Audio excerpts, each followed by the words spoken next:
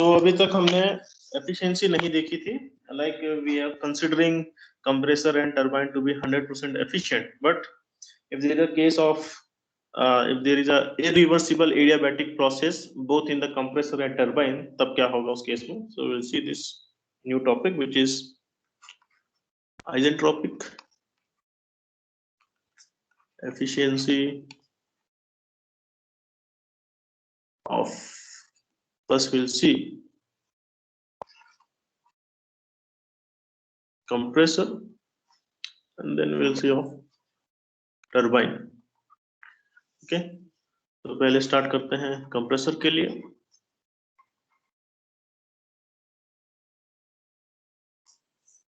सो आपका TS diagram कुछ ऐसे रहता है। In case of a Bell Coleman cycle it is a reversed Breton cycle, so it will having two isobaric process and two isentropic processes. Okay, so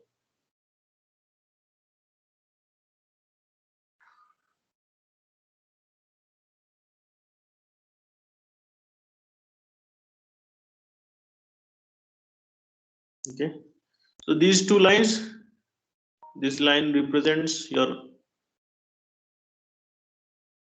constant pressure lines, P equals to constant. Okay, so we have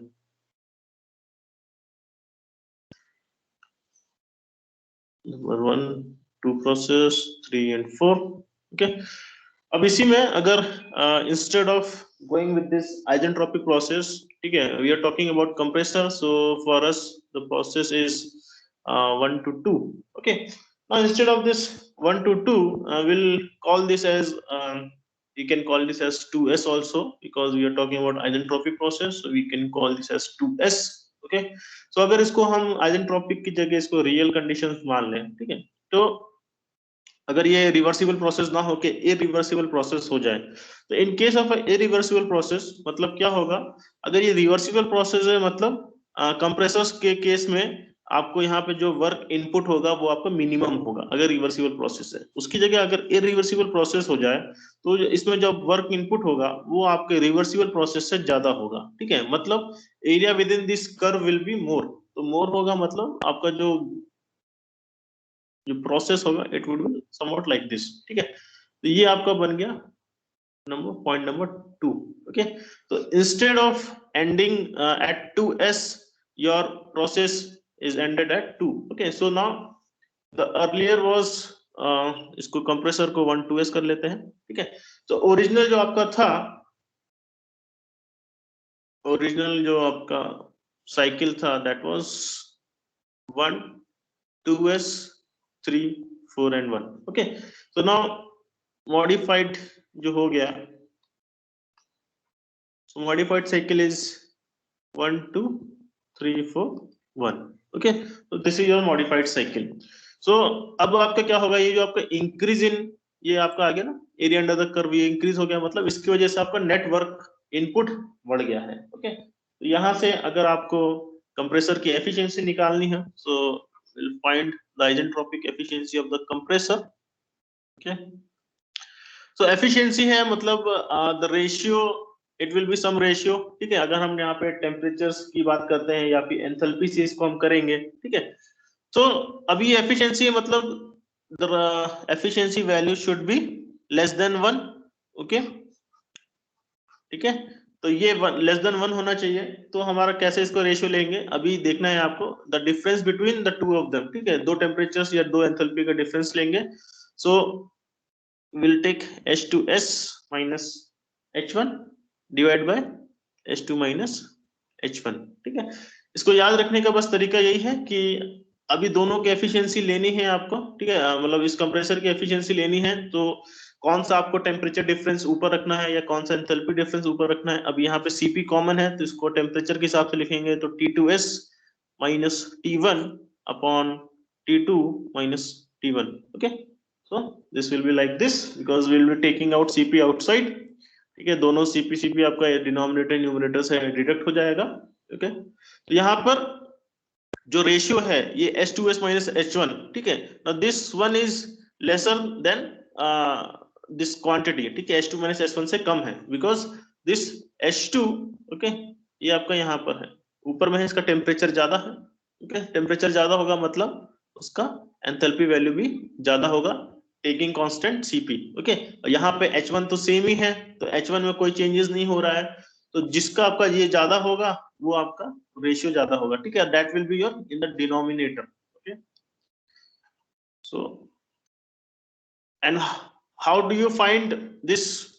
अभी आपको क्या करना होता है, mostly आपको ये value given होती है, कंप्रेसर वैल्यू गिवन होती है, and you need to find this H2, ठीक है, H2 फाइंड करना होता है या फिर T2 फाइंड करना होता है, क्योंकि अब आपका जो कंप्रेसर वर्क जो न्यू हो जाएगा, ठीक है, what is your new compressor work, okay, so that will be your H2 minus H1, ठीक है। और जो कंप्रेसर वर्क जो आपका ओरिजिनल कंप्रेसर वर्क था, जो आपका ये बोल सकते हैं आइडियल कंप्रेसर वर्क जो कह सकते हैं, that was H2S minus of H1। ना यहाँ से आपको ये पता है कि WC ideal is less than WC your new, okay. तो यहाँ से क्या पता चलता है कि अगर आप प्रोसेस को रिवर्सिबल की जगह इरिवर्सिबल कर देंगे तो हमारा जो वर्क इनपुट है वो बढ़ जाएगा, okay. So now coming to the next, which is your turbine. So what we'll do in the turbine? Okay. इसी का वापस से TS डायग्राम देखते हैं freshly.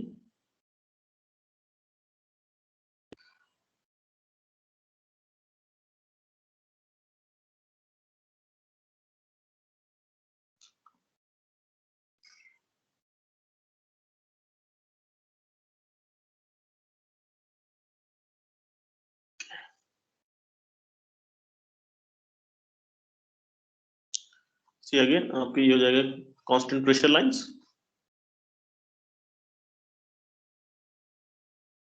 Okay. Now this 1, 2s, 3. Okay. Now we'll call this as 4s. Okay. So अब इसको हम 1, 2s, 3s, 4s इस तरह से बोल सकते हैं, ओके। तो अगर इसको हम देखना चाहें तो हमारे पास कंप्रेसर का we are getting compressor like this one, so we are getting our point number 2 over here, ठीक है। यहाँ पर कंप्रेसर का वर्क क्या हो गया, वो इंक्रीज कर गया because of change of process from reversible to irreversible. अभी सिमिलरली अगर हम टरबाइन का प्रोसेस आइजेंट्रोपिक की जगह isentropic which is your reversible process, ठीक है, आइजेंट्रोपिक एडियाबैटिक की बात कर रहे हैं, reversible adiabatic which is again reversibly your isentropic process, उसको अगर हम आइडियल कंडीशंस की जगह अगर रियल कंडीशंस मान ले या फिर मान ले इरिवर्सिबल प्रोसेस, उस केस में क्या होगा कि आइडियल कंडीशन में आपको जो आउटपुट वर्क मिलता है वो आपको मैक्सिमम मिलता है। तो अगर इरिवर्सिबल हो जाएगा मतलब there will be some losses, ठीक है, लॉसेस होगा मतलब जो आपका आउटपुट वर्क होगा वो आपका कम हो जाएगा। तो आउटपुट वर्क कम हो जाएगा उसका मतलब है कि जो एरिया अंडर द कर्व है that has to be lesser than the ideal one, ठीक है। तो लेसर है तो मतलब आपका इस तरह से ये अंदर की ओर आएगा कर्व, ओके। 4, तो this will be your new point number 4, okay. यहाँ से हम टरबाइन का एफिशिएंसी लेंगे। तो अभी अगेन यहाँ पे आपको ये इनकी एंथैल्पीज का डिफरेंस का रेशियो लेना है। So which one is lesser over here now if you want to take the lesser one is H3 minus H4 divided by H3 minus H4s, okay। so यहाँ पर जो आपका है taking 3 as constant, कोई changes नहीं है, तो कौन सा रेशियो आपका कम है, ठीक है, that will be your numerator. तो आपको ये H3 माइनस H4 वाला जो आपका जो पार्ट है दैट इज लेसर, ठीक है, that quantity is less compare to H3 minus H4s, okay। So this is your, if you want to write in terms of temperature, so this is T3 minus T4 upon T3 minus T4s, okay। Again अब यहाँ से अब बात करेंगे तो WT जो आपका turbine है, ठीक है, आइडियल वो हो जाएगा आपका H3 माइनस H4s।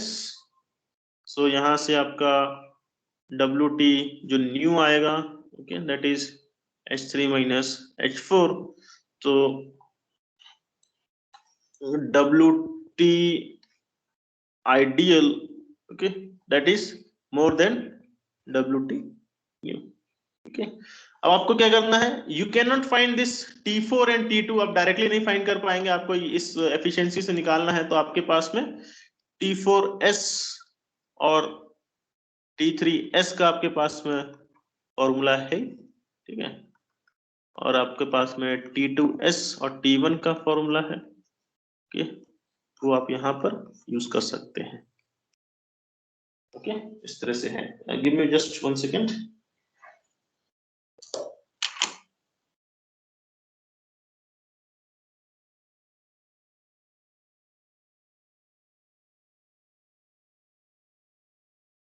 ओके,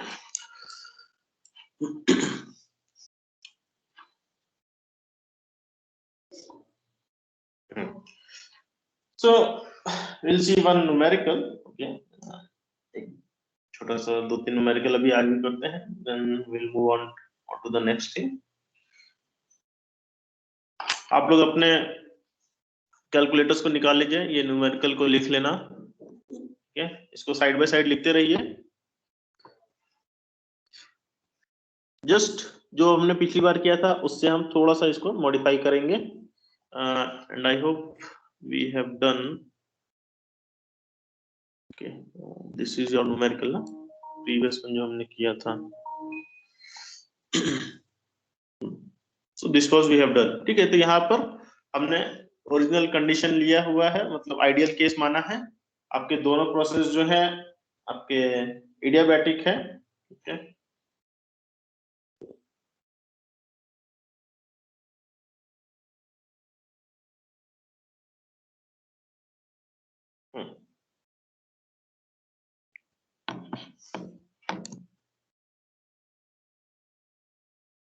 चलिए, so we'll write this numerical।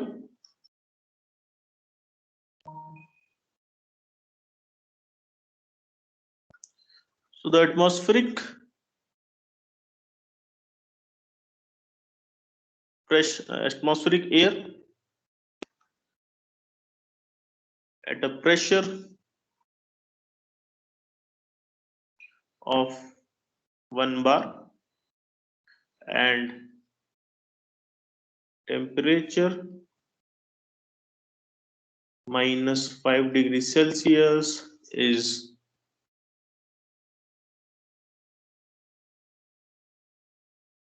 drawn in the cylinder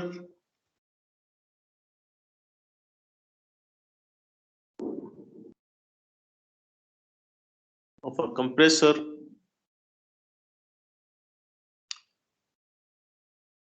working on Bell-Coleman cycle। लिख रहे हैं ना आप लोग, न्यूमेरिकल्स को लिखते रहिएगा, ऐसा आरएसी में जितने न्यूमेरिकल्स खूब आते हैं, okay.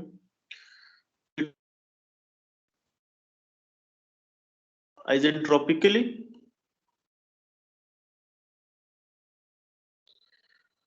to a pressure of 5 bar,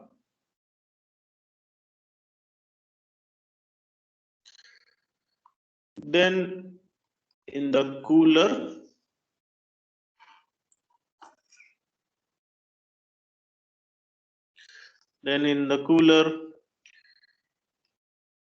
it is in the cooler the air is cooled down to 15 degrees Celsius, so the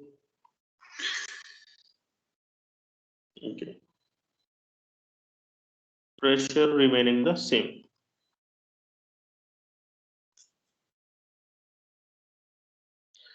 It is then expanded to a pressure of 1 bar, okay।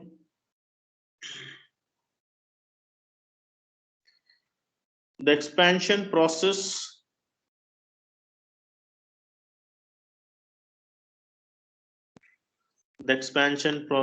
follow the law as PV to the power 1.2 equals to constant. Okay, so find, first thing you have to find work done per kg by air. Second is COP of plant.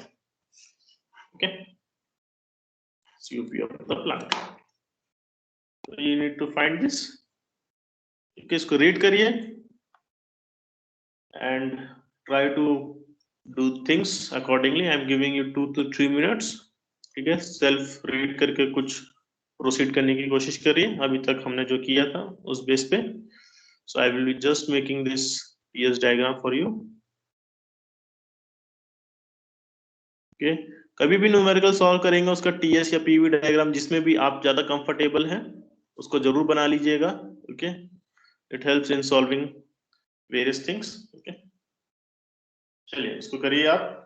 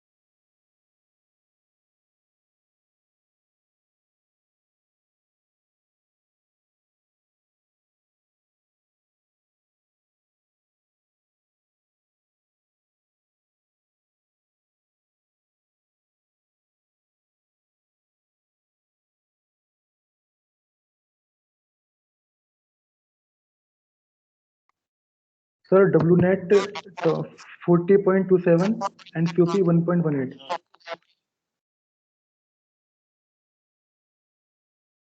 ठीक है, WNet जो भी है देखेंगे. It's coming somewhat like that.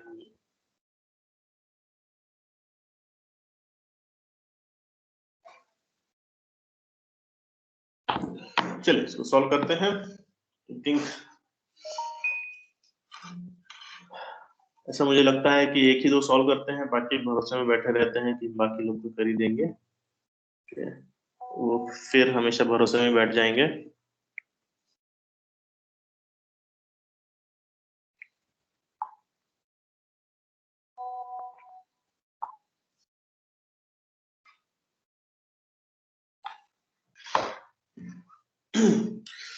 Okay, सो क्या बोला है आपका जो P1 है that is 1 bar. T1 is -5 plus 273 which is 268 degrees Celsius.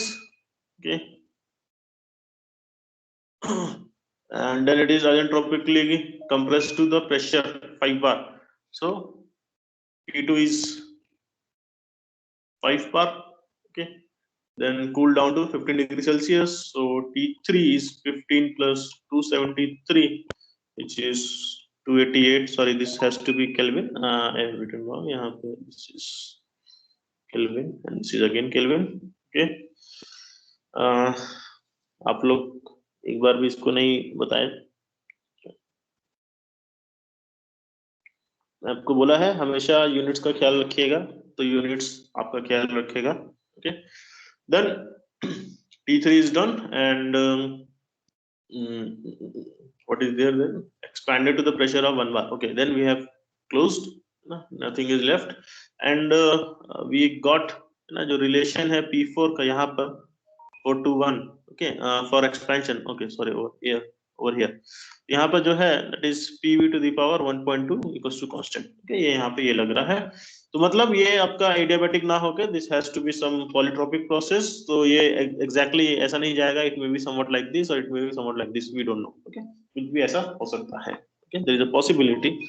So अभी हमको क्या करना है, we need to first find work done. ठीक है, तो वर्क डन के लिए आपके पास दो कंडीशन होनी चाहिए. एक तो आपके पास को पता होना चाहिए कंप्रेसर वर्क, दूसरा आपको पता होना चाहिए turbine work, which is WT. Okay, so this WC is equals to S2 minus H1, or in terms of CP you can write it as T2 minus T1, because you can write this as it is your adiabatic process. Okay, so this is reversible adiabatic process, no issue.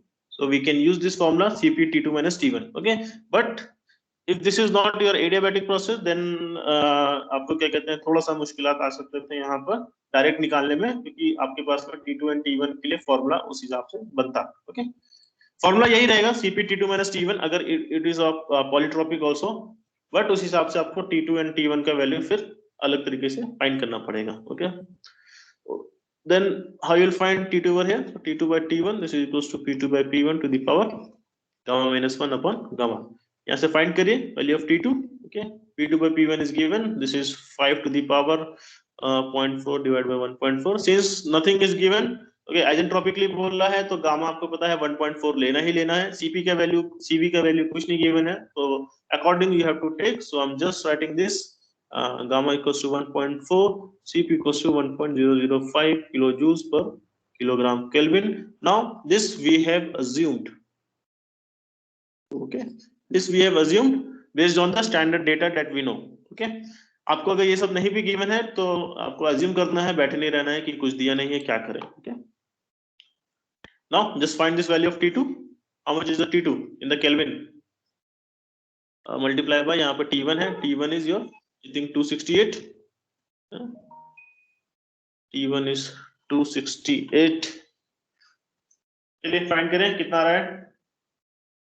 4 to 4.64. 4 to 4.45. 4 to 4 point approximately 5 सब लोग यही बोल रहे हैं.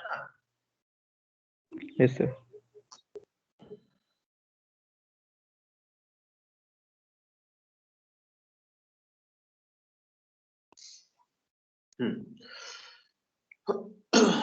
चलिए ठीक है.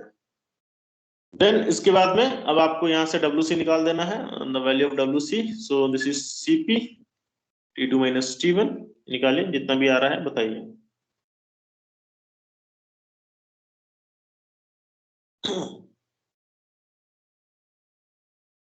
So 157.15.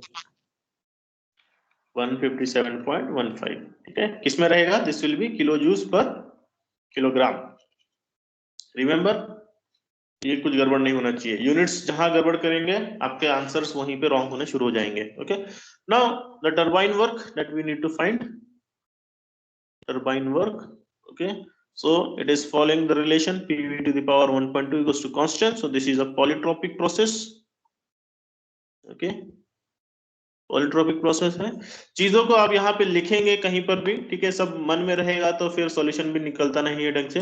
जितना भी आपको डेटा पता है just write it down on your answer sheet and you will be able to find it. Okay, even आप किसी प्रकार का कोई भी आगे में एग्जाम भी देते हैं, नॉट योर सेमेस्टर एग्जाम, ठीक है, if you are going for some competitive exam also, so जितने चीज पता है just put it down on the answer sheet and it will help you in finding the answer. ठीक है, आप confusion नहीं होगा आपको. ओके, सो पॉलीट्रोपिक प्रोसेस पता है तो जस्ट आपको फॉर्मूला भी नो क्या अगर हमें निकालना है. ठीक है, तो यहाँ पर आपके पास में एक्सपेंशन वर्क WE जो है उसके लिए फॉर्मूला है N/N-1 into R into T3 minus T4. Okay, तो इस तरह से आपको फाइंड करना है वेयर N इज योर 1.2. आप इस तरह से इसको फाइंड करेंगे. अभी आपके पास में जो T3 है, okay, how much is T3 given? T3 is 288 Kelvin, it is given. Okay, so T3 you know 288 Kelvin. Okay, then find just the value of T4. So T4 आ जाएगा T4 by T3 equals to P4 by P3 to the power n minus 1 upon n. Now your P4 is nothing but P1 and P3 is your P2. तो यहाँ से इसको आप लाएंगे P1 by P2 to the power n minus 1 upon n. So this will be 1 by 5 to the power 0.2 divided by 1.2 into whole into T3 now which is 288. Okay, follow कर पा रहे हैं? बहुत ज्यादा तेज तो नहीं चल रहा है. Okay, just यहाँ से ये आपका आ गया T4 का value. Okay, so now find the T4 in Kelvin. Find it. Tell me. 220.12. कितना? 220. 220.12. 0.12. Okay. इतना एकदम फिक्सेट नहीं रहेंगे पॉइंट्स के बाद की वैल्यूज पे ज्यादातर. ठीक है, 220 221 इस तरह आ जाएगा, कोई इशू नहीं है. Okay, so now just find the expander work WE और turbine work WT. Late me right is WT. ऊपर शायद मैंने WE लिख दिया था गलती से, so let me write this as WT. Okay, एक ही चीज है. अभी चूंकि हमने पर्टिकुलर कोई भी एक वेरिएबल शुरू में डिफाइन कर लिया तो उसी हिसाब से चलेंगे. Okay, so this is n upon n minus 1, so the 1.2 divided by 0.2, okay, into R. So R is 0.287 kilojoules में ही रखेंगे. So now we'll have T3 minus T4, so which is 288 minus 220.12. Okay, so यहाँ से find करिए how much is your WT. 89.32. 116.88.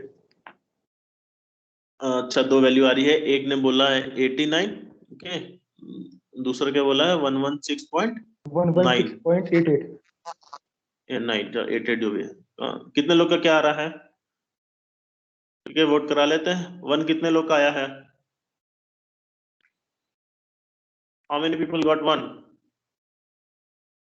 कोई भी नहीं है. जिसने बताया वो भी नहीं बोल रहा. अब तो 2 कितने हैं? Yes, 2 sir. वाले मैक्सिमम 2 वाले ही हैं. 116.4. Okay, then this is the right one. Okay, anyhow this is only the right one. Yes, sir. somehow ये आपने कुछ किया होगा, यहाँ पे कुछ कैलकुलेशन मिस्टेक्स हुई होंगी.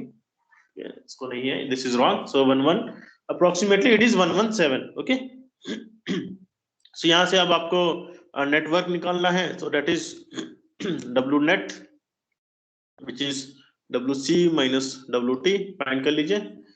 WC how much it was? WC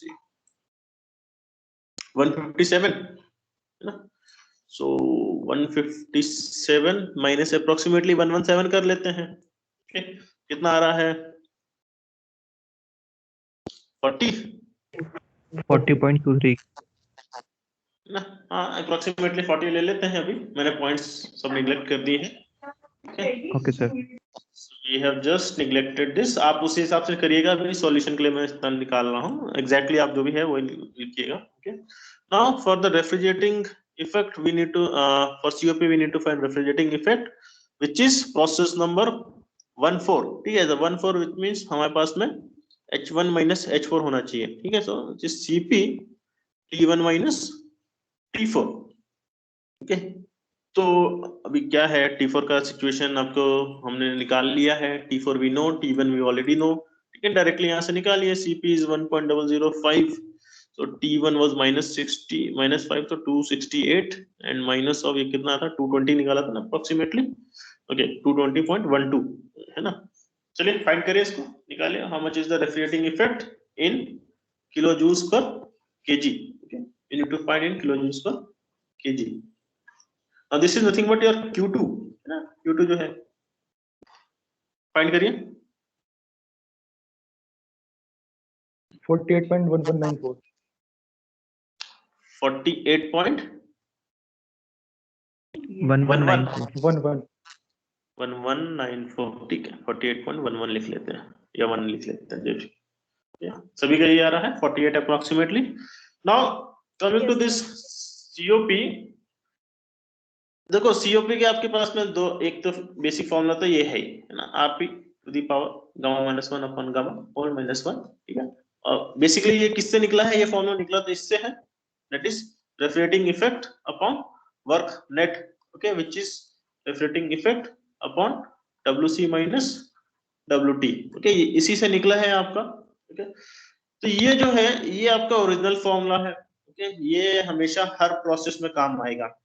और ये जो पर्टिकुलर ये जो फॉर्मूला है, ओके, दिस इज वैलिड, ठीक है। यहाँ पे इस फॉर्मूले से अगर आप डायरेक्ट आरपी से निकालते, जो आपको आरपी 5 है ना, उससे आप डायरेक्ट निकालते तो अप्रोक्सीमेटली सही आंसर मिलता है, एग्जैक्ट नहीं मिलता, but so this is valid. मैंने बताया था आइडियल गैस के लिए, रिवर्सिबल के लिए, ओके। इसमें एक पॉइंट और ऐड कर लीजिए, पिछली बार नहीं करवाया था, that is for when the processes are adiabatic, okay. So this is valid only for these three condition, okay। तो अभी चूंकि आपका जो प्रोसेस एक एडियाबैटिक है एक पॉलीट्रोपिक है, so this won't be used in this form, in this particular numerical, ठीक है। तो आपको इस पे काम करना है, ये हमेशा हर चीज में वैलिड है, ओके। तो आपको यहाँ पे इस फॉर्म से काम करेंगे, तो आपके पास में जो सीओपी है उसको फाइंड करिए, रेफ्रिजरेटिंग इफेक्ट, ठीक है, upon refrigerating effect upon W net. तो रेफ्रिजरेटिंग इफेक्ट आपका आया है अप्रोक्सीमेटली 48.11 एंड डब्ल्यू नेट आपका कितना मैंने दिखाया था, 40 के अप्रोक्स बताया था, जो किसी का 40 पॉइंट समथिंग है, जो भी है, ओके। कितना आएगा अप्रोक्सीमेटली 1.2, कितना नहीं 1.2 1.19 19 20 if you go with this one, so 48.11 divided by 40, तो 1.2 अप्रोक्सीमेटली आ रहा है, किसी का कुछ आ रहा हो, किसी का कुछ, no issue, okay। So this is your COP value, okay। एक न्यूमेरिकल और देखते हैं,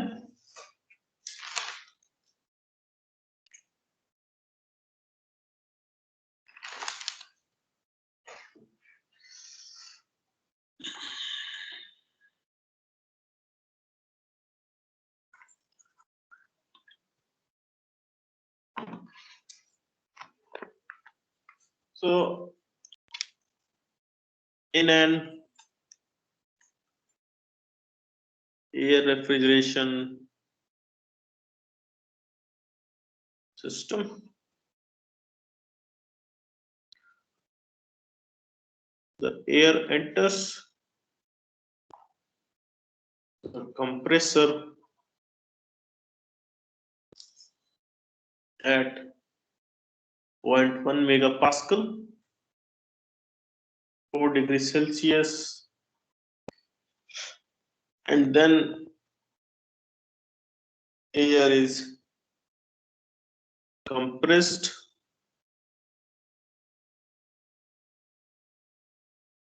to 0.3 megapascal.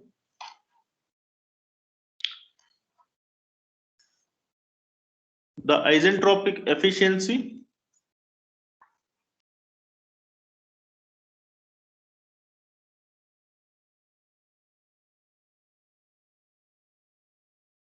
is 72%.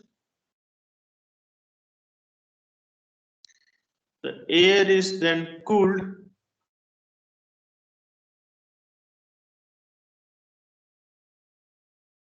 to 55 degrees Celsius. Okay, it is 55. It's too much. 55 degrees Celsius at a constant pressure.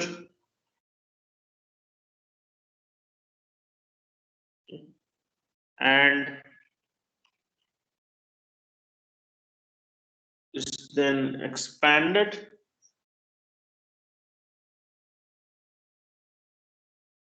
in an expander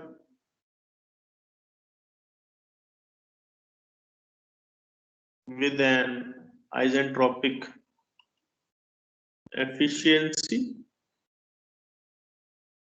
of 78%.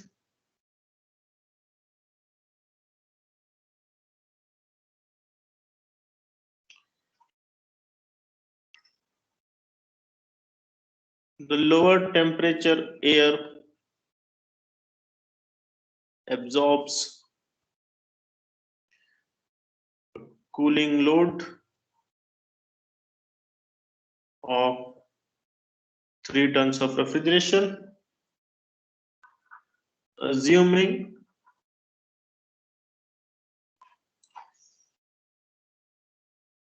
air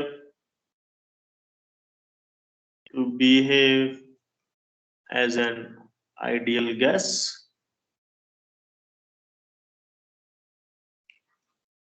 Find, first is COP, second net power input in kilowatts, third is mass flow rate, that has to be in kilogram per second. Okay, so yeah, I'm giving you 1 to 2 minutes, read this, try to get into the skin of the question. ठीक है, क्या कहना चाह रहा है? I'll make it clear to all. अच्छा, मैं जो भी आप लोग की क्लासेस लेता हूँ, I usually record. If I sometimes forget, तो that is another issue. ठीक है, तो ये सब आपकी जो रिकॉर्डिंग होती है, it goes directly to this files and to this recordings. Okay, recordings में जाता है, उसको मैं हमेशा मॉडिफाई करके यहाँ नाम चेंज करके लेक्चर 1 लेक्चर 2 लिख देता हूँ. Okay, so you can find my lecture over here directly. कुछ भी आपको कुछ रिकैप करना है, you just go back to it. Online का ये बहुत बड़ा फायदा है that you can watch the lecture how many times. ठीक है, even if you are not in the class, आप उसको बार बार देख सकते हैं. कहीं पे कुछ समझ में नहीं आया, you can go back to the point where you want to study. चलिए, जितने दिन अभी चल रहा है ऑनलाइन क्लासेस, उसके पूरे फायदे उठाइए. उसके बाद तो फिर चॉक एंड डस्टर ही है.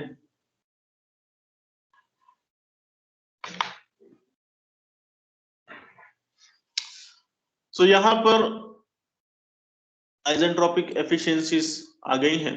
Okay, so this is now your actual somewhat. ठीक है, रियल कंडीशंस पे आ चुके हैं.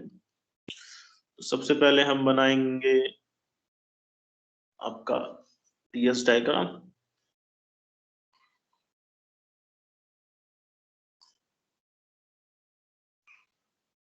It is very difficult to make straight lines with this digital board, है ना, तो फिर भी I am trying.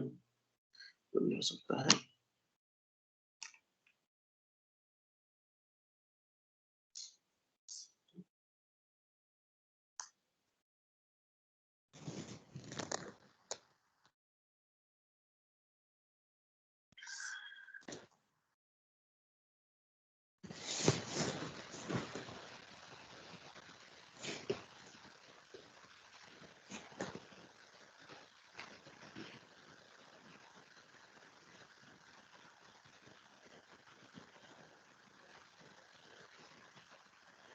Okay. तो 2 and 4 आपके मेन साइकिल्स हैं, और ओरिजिनल आपके जो 1 2s 3 and 4s was your ideal cycle. 1 2 3 4 is your actual cycle.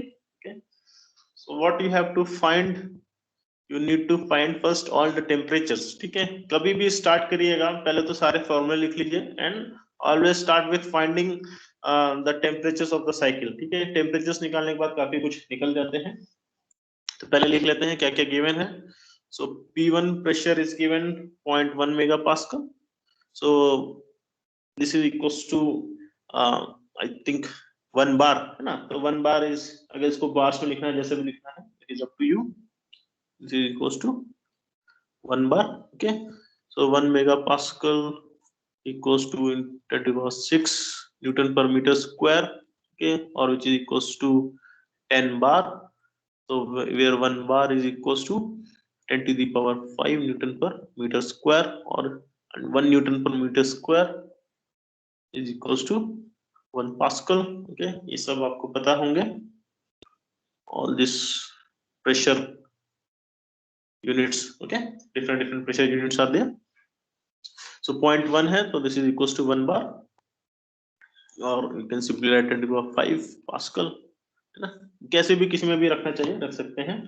And temperature बताया है T1 equals to 4 degree Celsius plus 273, so this is going to be 277 Kelvin, okay, and then क्या बोला है, compress to 0.3 mega pascal, so P2 is 0.3 mega pascal, यहाँ से RP आपका आ जाएगा 3, okay, RP is P2 by P1, so we just find it 3, and उसके बाद बोला है cool down to 55 degree Celsius, so T3 is 55 plus 273 8 to 328 Kelvin, okay. Now आपको क्या गिवन है, कंप्रेसर का एफिशिएंसी गिवन है 72% और 0.72, एंड टरबाइन का एफिशिएंसी गिवन है 0.78, okay.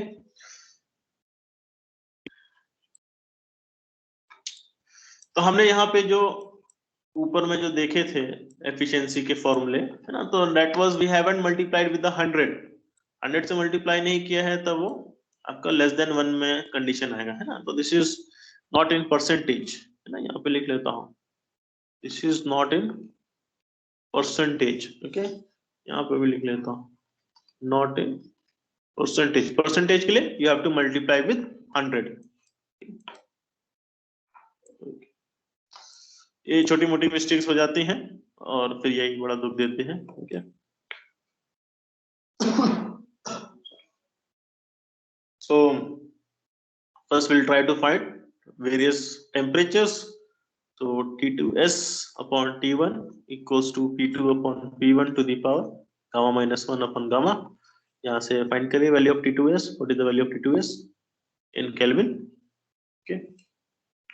And ideal gas condition बोला है तो गामा को हम 1.4 लेंगे, Cp 1.005 kilo joules per kilogram kelvin, and उसी हिसाब से R की value 0.287 kilo joules per kilogram kelvin. On this we have assumed, we are assuming this value, okay, this is 1.005।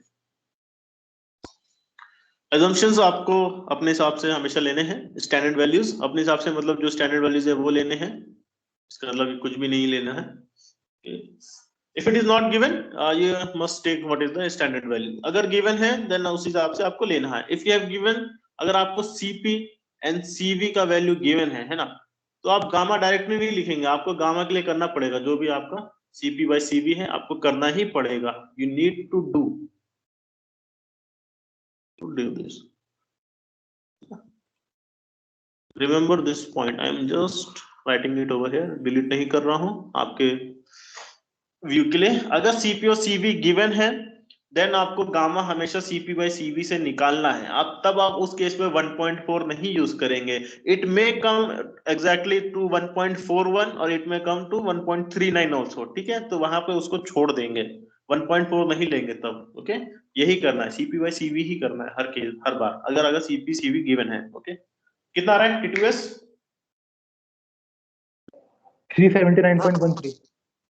79.40 379.4 14 13 13 14 नहीं, 14 बोले या 15, इस तरह से पॉइंट्स के बाद को उस तरह से नहीं बोलते हैं, ओके।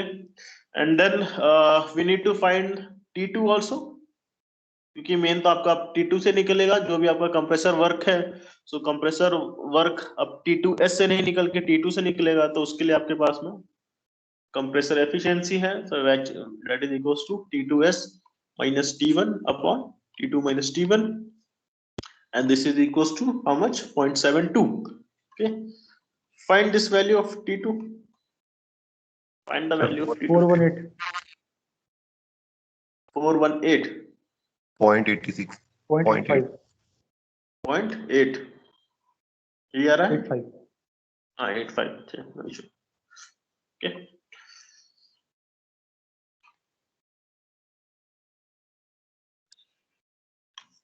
जो लोग स्लो चल रहे हैं उनको ऐसा टेंशन नहीं लेने की जरूरत है, आराम से सॉल्व करते रहिए, देयर इज नो हरी। सो अब आपके पास में T1 आ गया है, T2 आ गया है, ओके। तो अब आपको COP निकालना है, तो पहले आप WC निकाल के रख लीजिए। तो W इज इक्वल्स टू, या इसको आप वैसे भी टेम्परेचर की तरह छोड़ दीजिए, लास्ट में इसको हम टेम्परेचर की तरह ही सॉल्व कर लेंगे, फिर डबल काम हो जाएगा। Will not do this one, okay, will just solve it. कैसे करेंगे?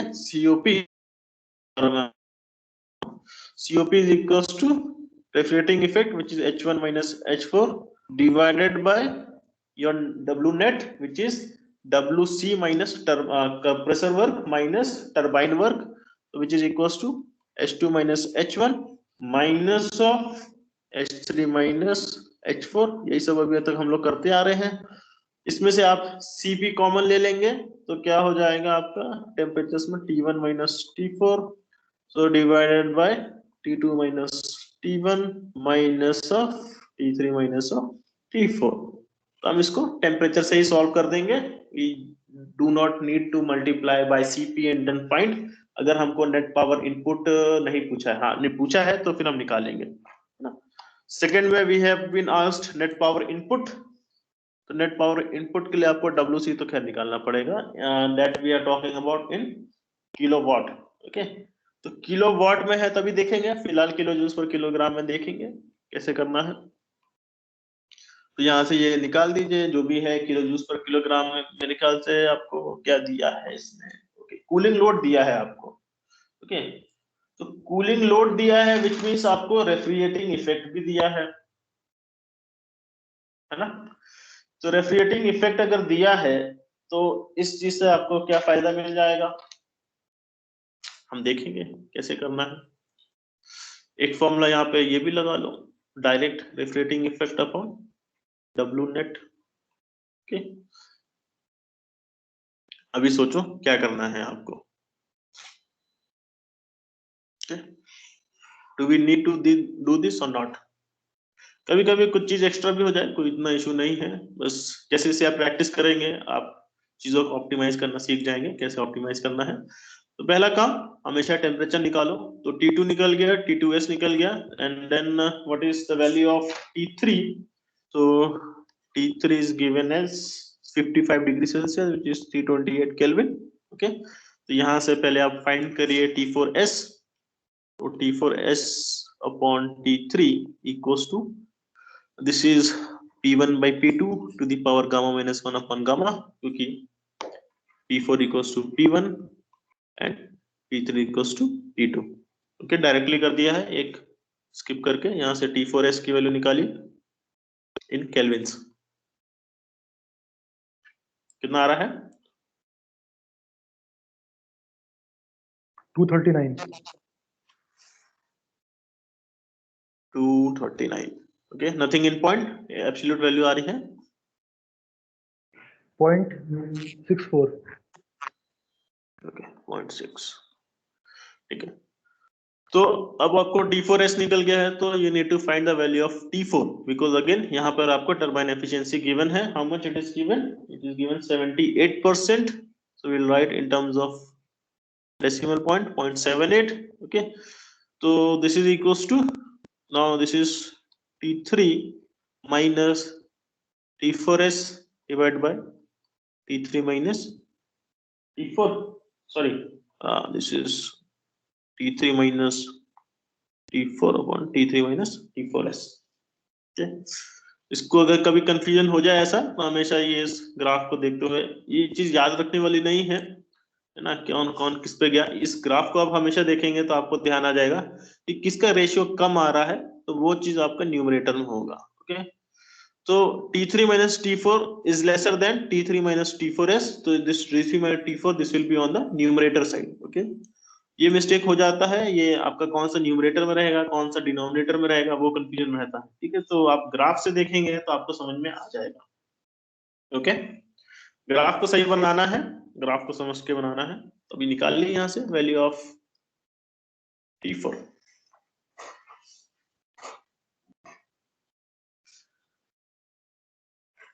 कितना आ रहा है? 259.07. 259.07 केल्विन। ओके, आपके पास में सारे टेम्परेचर अब निकल गए हैं। अब हमें निकालना है सीओपी। तो सीओपी आप इस फॉर्मूले में लगाइए and find this value of COP.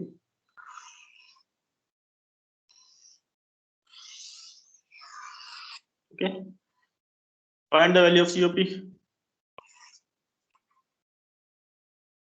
T1 minus T4 divided by T2 minus T1 minus of T3 minus of T4। Find करिए।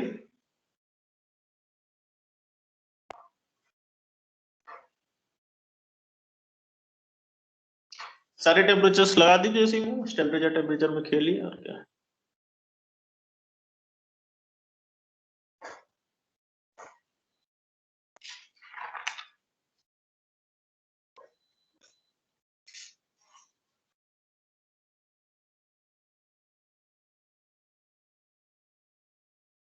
कितना आ रहा है?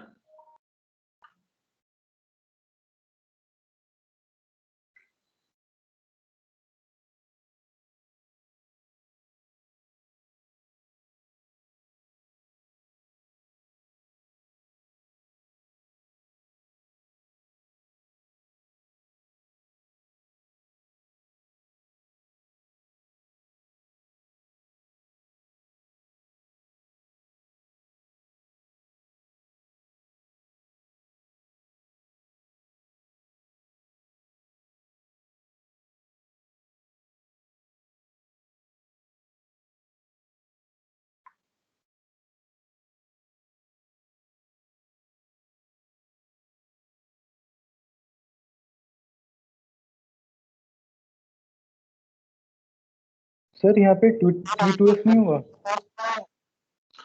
T2S क्यों होगा? बिकॉज अब आपका जो न्यू साइकिल है that has been the actual one, जो आपका रेड से डॉटेड लाइंस है वही है ना, क्योंकि आपकी एफिशिएंसी गिवन है, एजेंट्रोपिक एफिशिएंसीज आपके इसमें गिवन है। तो अब आप सीओपी इसको क्यों लेंगे? इसको आप you want consider this 2s and 3s। ये 2s एंड जो 4s है, these are only to find the value of T2 and T4, nothing else। उनका और कोई काम नहीं रह गया। Okay, yes sir. Your original cycle, your main cycle जो आपको निकालना है that is 1 2 3 4 and 1। You have to work on this only, है ना, work on this cycle only. Okay, that was an ideal condition. 1 2s 3 4s तो ideal तो है नहीं, क्योंकि आपको अब आइसेंट्रोपिक एफिशिएंसी डाल दी है, तो आपको यही लेना है।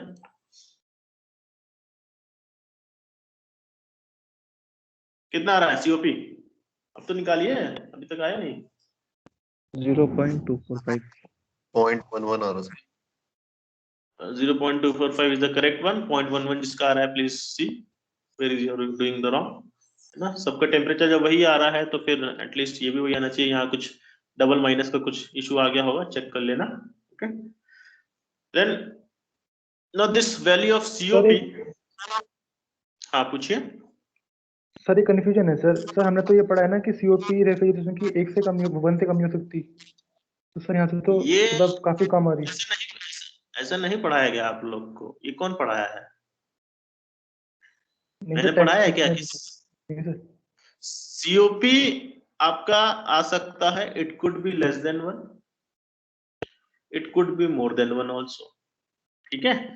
सीओपी ऑफ जो हीट पंप होता है ना, वो ये आप बात कर रहे हैं हीट पंप की, वो होता है 1 प्लस सीओपी ऑफ रेफ्रिजरेशन, ठीक है। तो अभी COP of refrigerator it could be anything, यहाँ पे बात कर रहे हैं अगर रेफ्रिजरेटर की, इट कुड बी एनीथिंग, ठीक है। Less than 1, more than 1, it could be 1, anything. But in case of a heat pump, it has to be more than 1 because COP cannot be a negative value. It will be obviously a positive value, finite values होगी कुछ भी।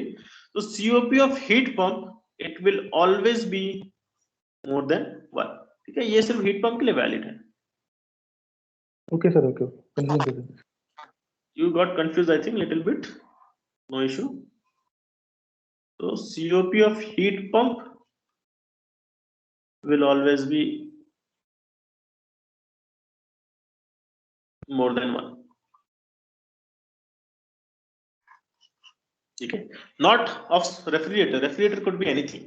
ठीक है, तो यहाँ से अब आपको COP ये भी पता है ना, refrigerating effect upon W net. In case यहाँ पर आप लेते हैं किलो जूस पर किलोग्राम, यहाँ पर भी किलो जूस पर किलोग्राम लेते हैं। ठीक है, तो इसको अगर आप मल्टीप्लाई कर देंगे मास फ्लो रेट से, तो this is going to be become refrigerating capacity, क्योंकि आप लोग को बताया हुआ है refrigerating capacity is equals to mass flow rate into refrigerating effect.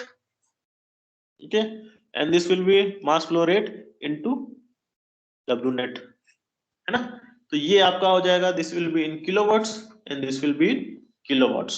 Okay, अब यहां से आप डायरेक्ट निकाल दीजिए, इसको आप बोल सकते हैं m dot into W net को, इसको भी आप ऐसे भी लिख सकते हैं RC अपॉन डब्ल्यू नेट, है ना। दिस विल बी, ये इसको स्मॉल डब्ल्यू नेट मान लो, है ना, इसको कैपिटल मान लो, तो this will be in kilowatts. ठीक है, and this small W net, इसको स्मॉल मान लीजिए, दिस इज किलो जूस per kilogram and this is in kilowatts. Okay, तो यहां से आप कैपिटल डब्ल्यू नेट निकालेंगे तो ये आपका आएगा इन किलोवाट। निकालिए कितना आ रहा है, तो this is equals to how much, RC divide by COP। करिए कितना आ रहा है,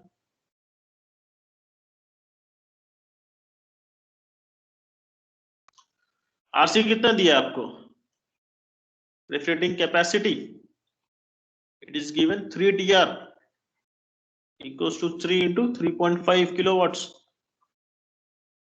Okay, so 10.5,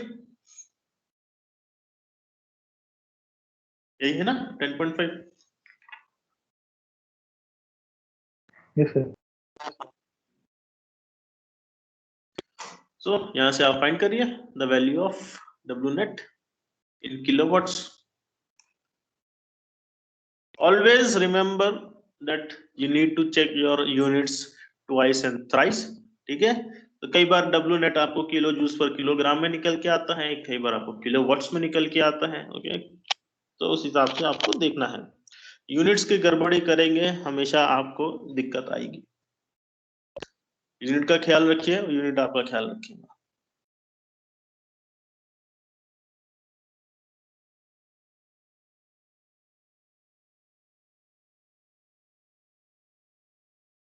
फाइंड करिए, अभी तो क्या है, जस्ट डिवाइड 10.5 विद कितना आ रहा था, 0.245 आ रहा था ना।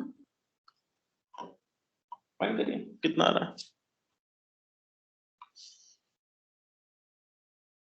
42.85। 42.85। ओके, कैसे निकालेंगे इन, आपको निकालना है किलोग्राम पर सेकंड में, तो सिंपल निकालना है, जो आपको वर्क दिया है किलोवाट में उसको आप वर्क को डिवाइड कर दिए किलो जूल पर किलोग्राम से। ठीक है, तो आपको किस में आ जाएगा answer, finally you will get answer in KG पर सेकंड।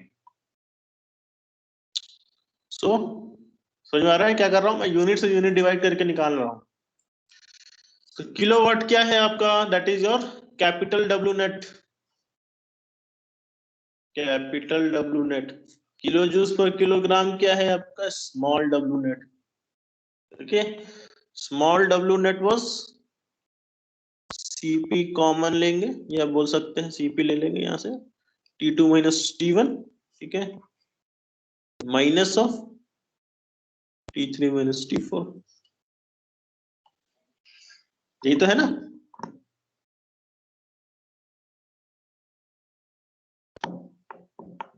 जस्ट फाइंड कर दीजिए, स्मॉल डब्ल्यू नेट आपका आ गया इन किलो जूस पर किलोग्राम।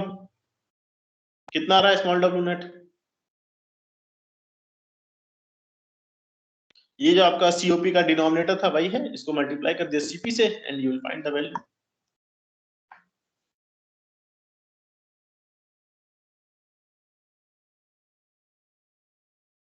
.5847। 0.58, ये क्या निकाला अपना डब्ल्यू नेट? नहीं सर, मास फ्लो रेट। अच्छा डायरेक्ट, पहले इसको बताइए W small net, small W कितना आ रहा है? 73.62। 73.62 आ रहा है सभी का?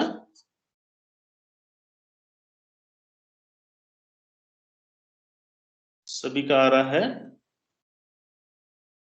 So this is going to be 42.85 divided by 73.62, and this is in kilowatts and this is in kilojoules per kilogram। यहाँ से जो आपका आंसर आप लोग ने क्या बताया था, 0.58 ये बताया ना? Yes sir. 0.58, so this is your final answer। चलिए आज के लिए इतना ही है। Next will see your aircraft refrigeration